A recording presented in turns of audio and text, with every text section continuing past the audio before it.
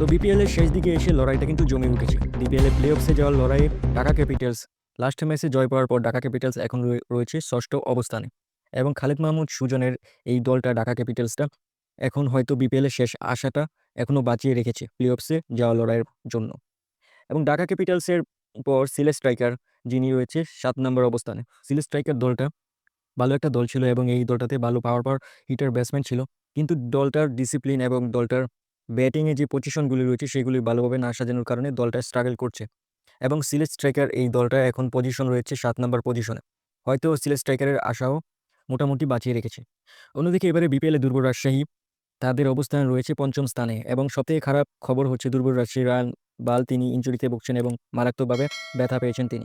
তো রায়ান বার্লের জন্য হয়তো দুর্বল রাজশাহী শেষ ম্যাচটা হয়তো হেরে গিয়েছে। এবং রাজশাহীতে ভালো তেমন কোনো ব্যাটার বা বলার নেই। তবুও রাজশাহী কিন্তু বিপিএলে ভালো একটা অবস্থানে রয়েছে, পঞ্চম স্থানে।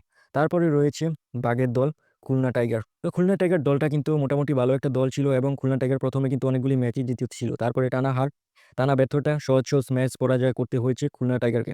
কিন্তু খুলনা টাইগার অবশেষে ঘুরে দাঁড়িয়েছে বিপিএলে এবং তাদের অবস্থান হচ্ছে চতুর্থ স্থানে।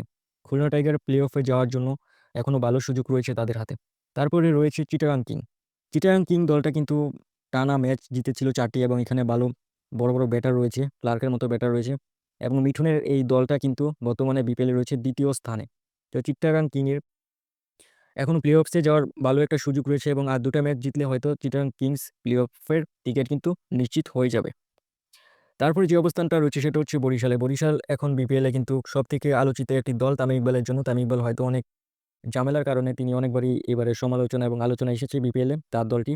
তো বরিশাল দলটি এবারে বিপিএলে রয়েছে তৃতীয় স্থানে। একদিকে বলাই যেতে পারে যে বরিশাল বরিশাল এবং চিটাগাং মোটামুটি বিপিএলে প্লে অফসের টিকিটটা কনফার্ম করেই ফেলেছে। আর 1-2টা ম্যাচ জিতলে হয়তো বরিশালের টিকিট কনফার্ম।